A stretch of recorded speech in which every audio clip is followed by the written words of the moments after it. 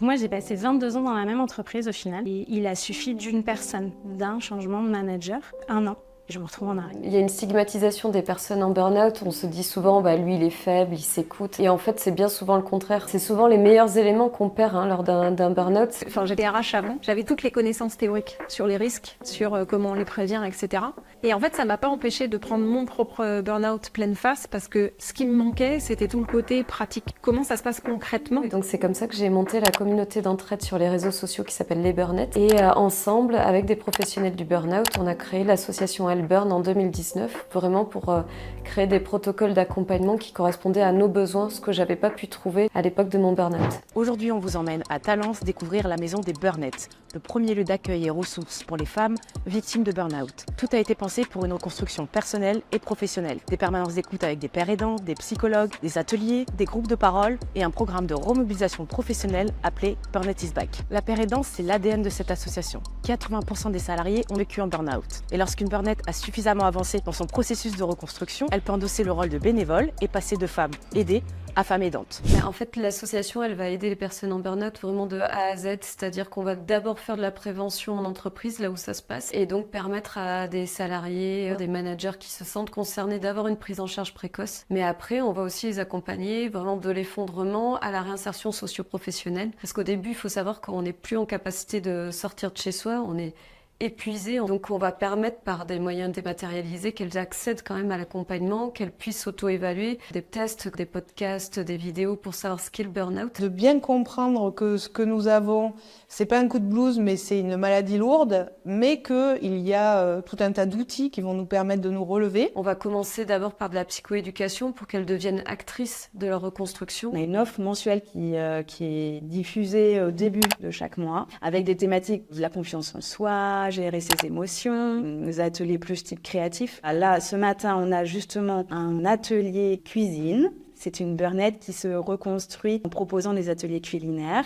Et puis la bulle créative de la même façon. Petit à petit, j'ai pu devenir bénévole. Et un des gros avantages de l'asso, c'est qu'on est formé en tant que père aidant. Donc quand on propose une activité, on a été formé à accompagner les autres. C'est leur façon à elles de se remobiliser. Ça crée des endroits sécures pour un échange de paroles et des modes de soutien que nous n'avons pas par ailleurs. Pour moi, c'est la sororité vivante, cette association. En général, beaucoup ont perdu aussi des liens sociaux très positifs. Et là, ici, on retrouve un peu au début des collègues de galères, de problèmes de santé. Et puis, plus ça va, plus ça devient des collègues de nouveaux projets. On ne se rend pas compte tout le spectre qu'a pris en fait le burn-out dans nos vies. Je dis à mon médecin, je suis en train de mourir. Je sais que je ne vais pas mourir, mais en fait j'ai cette sensation physique réelle que je suis en train de mourir. À peu près 6 mois avant, moi j'avais commencé à me retrouver dans des grosses difficultés cognitives, entre autres de mémoire. J'avais un métier qui demandait d'être multitâche et de savoir faire plusieurs choses en même temps et d'être réactif à la demande immédiate. C'est chose que j'ai pu faire pendant 21 ans sur 22. Là par contre, à partir du moment où j'étais stoppée dans une tâche, j'avais beaucoup de mal à me remettre dessus, ne serait-ce que déjà la position de se remettre assise devant l'écran. Ok, je faisais quoi? Ça c'est ouvert, mais qu'est-ce qu'on attend de moi? Mon corps n'était plus en capacité en fait de répondre. Et il l'a exprimé par un symptôme supplémentaire. En fait, j'ai déclenché des bégaiements. J'ai perdu mon orthographe. Très compliqué, c'est parce que ça fait aussi partie des choses dont vous cachez. Vous avez très peur que ça ne revienne pas. On sent qu'on faiblit, en fait. C'est pas acceptable, mais c'est pas acceptable d'abord à nos yeux. Donc on est fatigué, on a du mal à enregistrer les choses, et pour autant, on vient plus tôt, on part plus tard. La réalité, c'est qu'en général, c'est des personnes qui sont très engagées dans leur travail, qui s'investissent beaucoup et qui ont vraiment à cœur de réaliser leur mission. J'ai évolué hiérarchiquement au sein de cette entreprise. Oui, dans les faits, je suis rentrée à 19 ans, j'en suis partie à 40. Il a suffi d'une personne, d'un changement de manager. On déclenche une colère qui est à un niveau indéfinissable. Quand le diagnostic tombe, quand vous êtes dans la reconstruction et que c'est dû effectivement à une rencontre, moi, il était hors de question que cette personne bouffe ma vie d'après, en fait. Celles qui ont fait un burn-out et qui se posent la question, maintenant qu'elles sont reconstruites et remises de leur burn-out, on les aide à reconstruire une projection professionnelle. Burnout is back. L'idée, c'est d'arriver à répondre à des grandes questions comme est-ce que je refais la même chose au même endroit, pas au même endroit, ou est-ce que je refais complètement autre chose.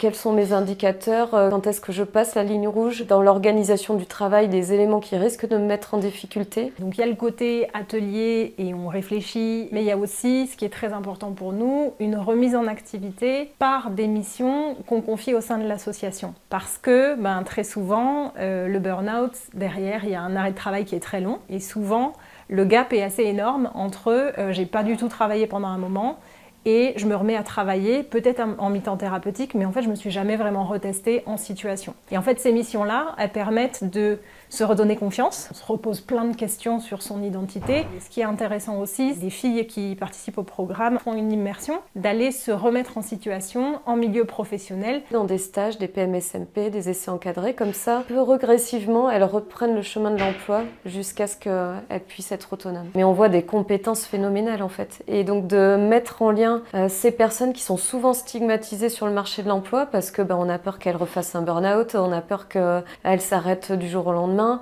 Donc les employeurs ont des réticences, donc on essaye de lever ces freins-là. Et de l'autre côté, on essaye aussi de lever les freins des personnes qui ont parfois peur du monde de l'entreprise, peur d'un monde qui a pu parfois les détruire. Donc on refait parler ensemble ces sphères-là. C'est une image qui est des fois un peu violente, mais l'expérience du burn-out que j'avais avant, c'était, globalement, c'est quelqu'un qui du jour au lendemain, tu le vois plus, il est en arrêt, et la plupart du temps, il ne reviendra jamais en entreprise. Et donc du coup, il n'y a pas ce dialogue de qu'est-ce qui s'est passé pour toi, à côté de quoi je suis passée, qu'est-ce que j'aurais pu faire différemment. Et voilà, les burn-out, c'est aussi ce qu'on amène en entreprise dans notre prévention, c'est ça, c'est le côté pratique et témoignage. Pour rappel, les femmes sont 2 fois plus concernées par le burn-out. En cause notamment les inégalités professionnelles et intrafamiliales, la mauvaise conciliation vie pro, vie perso, la charge mentale et la sous-valorisation des métiers à prédominance féminine.